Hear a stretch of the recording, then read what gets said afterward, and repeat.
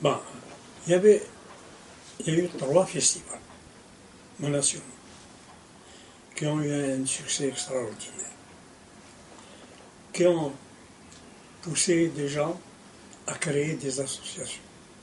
C'est à partir de ces festivals que les associations se sont mises à être créées, et ce qui fait qu'aujourd'hui nous avons la Heiberg, je sais pas, 150 associations à travers le...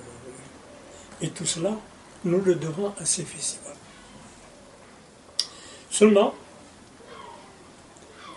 je ne sais pas, le ministre de l'époque, il avait accepté qu'il y ait le 3e festival, et puis ensuite il a arrêté carrément. Donc, faute de ce festival, Tlemcen a créé le sien, devant le vide. Tlemcen a créé le sien, qui revenait tous les ans, qui était sous l'égide du ministère de la Jeunesse et des Sports, et qui leur donnait une subvention, qui leur accordait une subvention très modeste. Et ce qui fait que à Tlemcen, il y avait un festival qui a été, bien sûr, fait par l'école de Tlemcen, mais il y avait des associations, aussi bien de l'école d'Alger que l'école de Tlemcen. Il n'y avait pas encore Constantine. Il n'y avait pas d'ailleurs d'association Constantine à ce moment-là. Et puis un beau jour, on s'est dit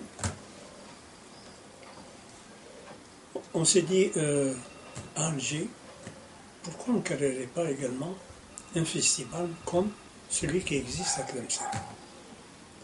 C'est ainsi que l'idée est venue de faire un festival qu'on a intitulé le Printemps musical. Parce que moi, j'étais l'initiateur. Je tenais à ce que le festival ait lieu au printemps, pendant les vacances scolaires. C'était la meilleure occasion pour réunir les élèves, parce qu'ils avaient leurs études, ils avaient leurs examens, n'attendons pas la fin de l'année scolaire pour faire quelque chose. On le fait au printemps. Et puis, c'est le printemps, ça se prête très bien. Et la maison.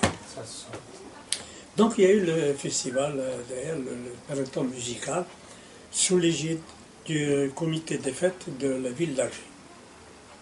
C'était le comité des fêtes qui finançait, etc. Ça a pris de l'importance,